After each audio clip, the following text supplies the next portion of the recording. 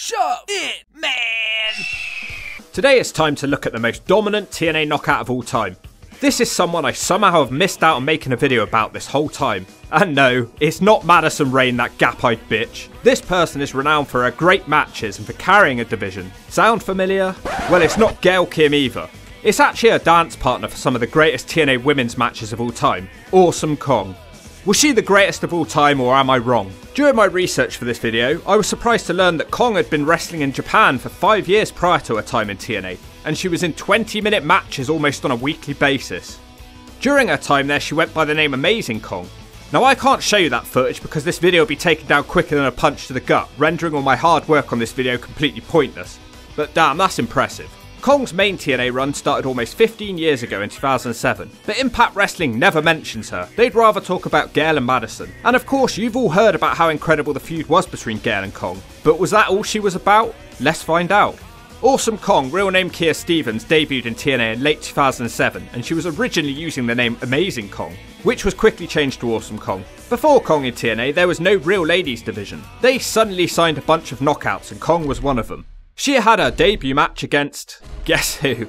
Yeah, you got it, Gail Kim. Kong was billed at 6'1", 272 3/8 pounds, which TNA would often talk up, because it's a big deal. It's a lot bigger than most of you watching right now. Oh yeah, and she's a mute. She completely destroys Gail in this match, hitting a wide variety of power moves. This was a good move because it established that she wasn't just somebody here who had a good look, she was also an experienced wrestler. TNA obviously had big plans from her for the start, as they talked up how she was going to become the first ever Knockouts champion, and they kept showing the other Knockouts looking terrified of her. Kong beat Gail cleanly with a sit-out powerbomb, which TNA would go on to name the Awesome Bomb. A man called Mike was very unhappy about this, but he was too busy eating Bret Hart and Braden Walker to do anything about it. It was hard to see how anyone would have a chance against Kong. The first Knockouts champion would be crowned in a gauntlet match at Bound for Glory, as all the new Knockouts just smashed together. And surprisingly, Kong would not win this match. Maybe it was because Kong was more interested in trying to beat the life out of her opponents rather than throwing them out the ring. They managed to do an injury angle in this match that Kong had broke Christy Hemi's back, so that's something at least. It took 3 knockouts to eliminate Kong. Unfortunately, they also eliminated Kong's top and her boobs fell out as she fell out of the ring. Gail went on to win the match and would be crowned the first ever Knockouts champion, whilst putting over that she seemed to be the only one who wasn't afraid of Kong. People moved on quickly from the boob spill, and so did Kong. She spent the next month competing in squash matches to build her up as a monster in the ring. None of the girls that she faced landed anything more than a punch. It was established during these matches that Gail Kim was Kong's main focus. She kept staring at a picture of Gail like a 13-year-old hawk did. Gail Kim finally called her out and she attacked Kong, showing that she wasn't scared, despite what she'd seen Kong do over the last few weeks and despite what Kong had done to her already. Kong stood tall and the match was set up for the Turning Point pay-per-view, with Gail seemingly having zero chance of winning. I think this is an appropriate time to point out how awesome Kong's music was. It fit her perfectly and it's one of the most iconic TNA themes of all time. In a really great match, it takes Gail 3 diving drop kicks to even take Kong off her feet. Gail followed it with a back senton for a 2 count, and this was the first time anyone had ever even tried to pin Kong. Annoyingly, this match is thrown out as Kong attacks the referee, so nothing's really settled here. But the feud will definitely continue as Kong powerbombs Gail into a chair. And they brawled every single week. It carried on like this for a bit. The feud got so heated that they were putting a no DQ match for the title at Final Resolution 2008. During the match, it was revealed that Kong had some sort of associate in the back. Did I forget to mention Awesome Kong's spinning back fist? It can look really good when a wrestler sells it well. They took this brawl all around the ring and through the crowd. Incredibly, Kong caught Gail diving from the ring and casually shoved her back in. Kong wouldn't always be so successful in catching somebody. This match is going really well until Kong turns on the referee because she's not happy with his counts. The crowd boo because they were enjoying the match. The match carries on and Gail almost wins it with a top rope splash. Awesome Kong retaliates with a choke slam, which also doesn't get the free, so Kong tries to powerbomb the new referee. Kong's distracted and Gail rolls her up for the free. It still hasn't settled anything and they carry on brawling, so Kong's temper is obviously her biggest weakness. Don't worry, it's addressed sooner than you'd think. Literally, on the following episode of Impact, Gail puts her title up against Kong again. In the Impact main event too. And it was here that Kong revealed her new manager. This is Raisha Saeed. It's actually cheerleader Melissa, or you might know her as Alyssa Flash. Fans of her were annoyed by this gimmick, but that's certainly a story for another day.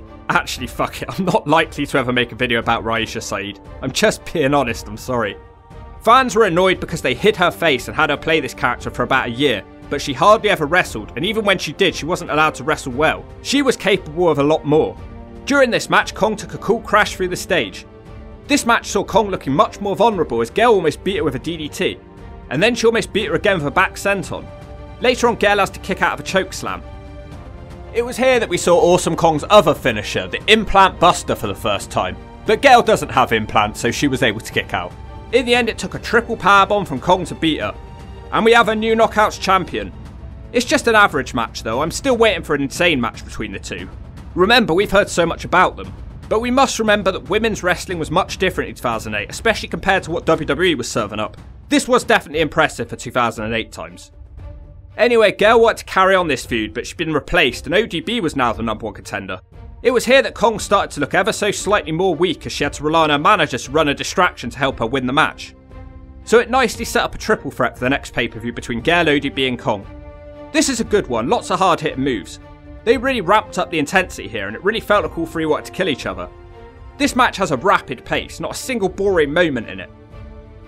Gail and ODB made the smart decision in this one to try and work together somewhat. Kong pulled out all the stops in this one, including a massive splash. A great match, probably the best so far, but once again Kong needed to use her manager to get the win. And also props to ODB, I'm not sure she always gets the props she deserves. She's often remembered as more of a joke wrestler. But at the time, in the early days of the Knockout division, standing toe to toe with Kong certainly lent her some legitimacy. In fact, for a brief time, she was more popular than Gail Kim. This is backed up when she won a fan poll to face Kong again for the belt. Kong was just unstoppable at this point, and there wasn't a single knockout that looked like a credible threat. ODB was decent, but she'd lost too many times to her to keep justifying giving her title shots. So for a very long time, Kong was a fighting champion every week, but nobody lasted long. Other than Gail Kim, who still got the odd title shot, and she put up more of a fight than most, but even at this point, she'd only beaten Kong once, and even that was because Kong lost the plot, so it was a lucky win. Something has to give here. It's now been a 6-month title reign and it's clear that nobody on the TNA roster has any chance of beating her. Which leads me nicely to the $25,000 challenge where unsigned women competed in matches against Kong with a chance of winning the money. This led to a brand new knockout joining TNA, enter Taylor Wilde. It looked like Kong was going to give her the jobber girl treatment, but they ended up having a real knockout drag out affair with Taylor lasting longer than most women before finally losing. But this match was used to establish that Kong could have a future problem in Taylor Wilde. 2 weeks later that problem re-emerged. The TNA Knockouts Championship and $25,000 were both on the line as Kong and Wilde rematched. Completely out of the blue, Taylor Wilde rolled Kong up. To her shock, she was now the champion and the winner of $25,000, but she still had to work in a sunglasses hut. Due to this win, Taylor earned the nickname the Upset Queen. And the upsets continued as Taylor successfully defended her belt against Kong on the next pay-per-view. The matches with Taylor weren't as high quality as the Gail matches. They were just more about Kong kicking her ass for a bit before Taylor got a roll up out of nowhere. They were still good, they just weren't as memorable.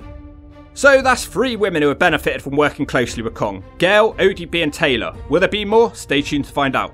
With Kong out of the title picture, she went back to feuding with Gail and ODB. What was clear here that she was starting to sell her opponent's moves much more. She no longer looked invincible. She still won all her matches though.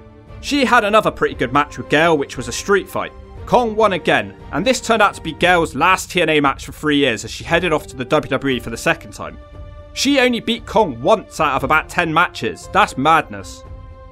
After a few months, Kong beat Taylor Wilde for the title to make her a 2-time champion. I guess it's back to the sunglasses hut for you, Taylor. Who am I kidding, you never left. And this reign, it just wasn't as good for Kong.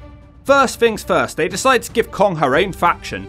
Because already having your own manager that cheats for you in all your matches isn't enough. Man, her booking got weaker. More about that group in a minute, but speaking of her booking, she couldn't beat fucking Christy Hemme. Christy Hemme was now a threat to Kong. The same woman who Kong lifted above her head and broke her back in the early days. Anyway, back to the faction. They called it the Contourage, because it was an entourage led by Kong, get it? So obviously Raisha Saeed is still her manager, and they were first joined by Raka Khan, a lady whose only claim to fame is losing a domestic violence case against Perk Angle. And she was hot. They also added some jobber Bolt to the group, which was pointless because she was bland and green. Which meant half of Kong's team were bad, which contributed to the reduction in match quality. With only a few weeks of the faction coming into existence, some jobber became the #1 contender to Kong's title. This caused friction and the group split in half as Bolt was determined to become the next knockout champion. I can't say that and keep a straight face. So I think the point was to create a new star and have her go against Kong, but the whole thing played out in about 2 weeks. She was a heel before and nobody gave a shit about some jobber. They didn't give time to build her up, so she had nothing but her looks. It didn't help, and their pay-per-view match sucked Sonny Siaki's ass. The crowd cheered Kong because, I mean, why wouldn't you? The match went 4 minutes. Kong couldn't help create a new star with this one and she retained the belt. Something new for Kong up next, she was now a face, and do you know why? Well, no real reason, it's just because the beautiful people randomly decided they could now beat Kong up and wanted the title. They also wanted to give her a haircut, and after a lot of build up, they managed it and they snipped off several of her braids. Angelina Love was the most believable out of the 3 beautiful people, so she would be the challenger for Kong's belt. They had a triple threat cage match in which she tied Kong's hair to the cage in order to keep her out of the match, and then she captured the title beating Taylor Wilde. This made Kong look pretty stupid. Her second reign with the belt somehow lasted 6 months, but the difference was night and day with the first reign. Kong went on a rampage, killing the beautiful people and eliminating them from TNA. She even beat Billy Gunn in a couple of minutes. It's a long journey to the top, but it's sure a quick fall. This rampage also led to Kong speaking for the very first time. Unfortunately, all she had to say was, "Dumb blondes, dead blondes." But they weren't all dead blondes, because Angelina Love retained her title on pay-per-view with a hairspray roll-up on Kong, and the match sucked. Things continued going badly for Kong as Tara, the former Victoria, was now in TNA. And as she was a former WWE star, you know which way this is heading. And it headed there shortly after as Tara beat Angelina for the title. It was also revealed that Awesome Kong is scared of spiders. Give me a break. It of course wouldn't be an Awesome Kong in TNA video without talking about Victory Road 2009. Kong was involved in one of the worst TNA matches of all time as Sharmell faced off against Jenna Maraska. It was during this time that Kong seemed to give up on her TNA career. She failed to catch some jobber on a dive and didn't seem to care one bit about it. Involving Kong in all this rubbish was doing nothing but reducing her star power. Talking of reducing her star, Kong didn't have a single pay-per-view match for 5 months. She was just on Impact doing a whole lot of nothing. And when she eventually did get a pay-per-view match, it was another loss. This time she lost because her manager Raisha Saeed slid a chair into the ring. Kong didn't want to use it, but Saeed insisted. Kong ended up getting her face smashed into the chair, and that's how she lost once again. Because of this loss, Kong says she was done with Saeed. She proceeded to beat her in a match. She then proceeded to powerbomb her into the stage to write off the Raisha Saeed character permanently. In late 2009, she had her final pay-per-view match of the run, and completely against the run of play, it was actually good. She still came up short against Victoria though. Would you expect anything less? She was still a monster, but she was now more of a monster who couldn't get the job done. She was hard to knock down, but once she was knocked down, she usually stayed down. Kong would have one final moment of happiness in TNA as she captured the pointless knockout tag titles with Hamada. They seemed like a pretty fun team, but before they could even defend the titles one time, Kong would leave TNA in February 2010. And she's taking the belt with her. No, that didn't happen, it wasn't worth anything. Now, there were 2 main reasons for her quitting TNA. She was fundraising for Haiti, who had just had an earthquake. A beast friend of the Hulkster and former radio DJ Bubba the Lard Sponge said fuck Haiti on Twitter, along with several other indirect shots at Kong. She didn't take kindly to this and she smacked him backstage in TNA. They were both sent home before Kong handed in her TNA notice. Around this time she also received an abusive racist phone call, although the identity of the caller was never proved. She believes it was the Lard Sponge though. One bit of justice for Kong, at least Foley smacked him for it. Kong also revealed she was tired of being a TNA knockout. She didn't like all the changes that came in along with the Hawkster, and she felt disrespected with how little the knockouts were paid. She revealed that the TNA makeup artists were actually paid more than the female wrestlers. That is insane. I don't blame her for being mad. She went on to have a really bizarre period of time in WWE. She got pregnant and only had 1 match, a Royal Rumble match in 2012, becoming only the 3rd woman to compete in the Rumble. The whole thing's weird, it probably needs its own video. Back to TNA she went, re-debuting in 2015. It was quite a long time away for Kong, and for me the difference was notable compared to her previous run. She'd slowed down, and she was hardly rapid in the first place.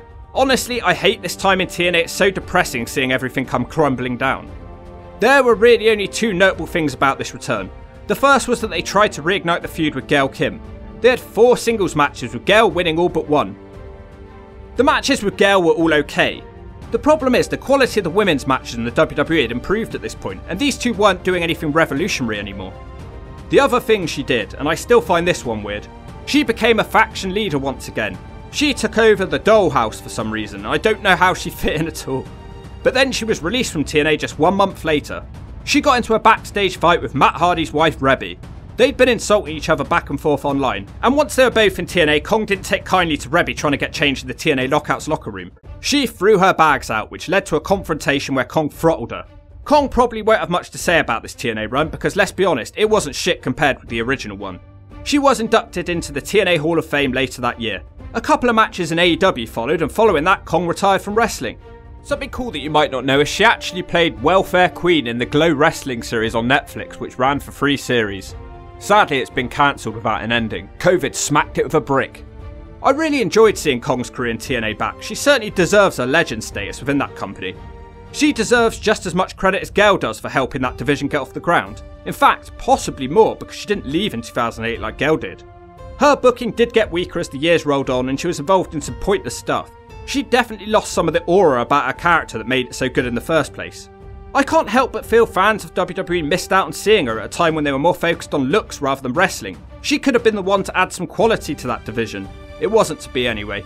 I'll end this one by saying that Awesome Kong seems like a really cool girl from her interviews. She's definitely someone you'd want to hang out with. And if you got in any trouble, she'd have your back, like a Bubba the Love Sponge smack.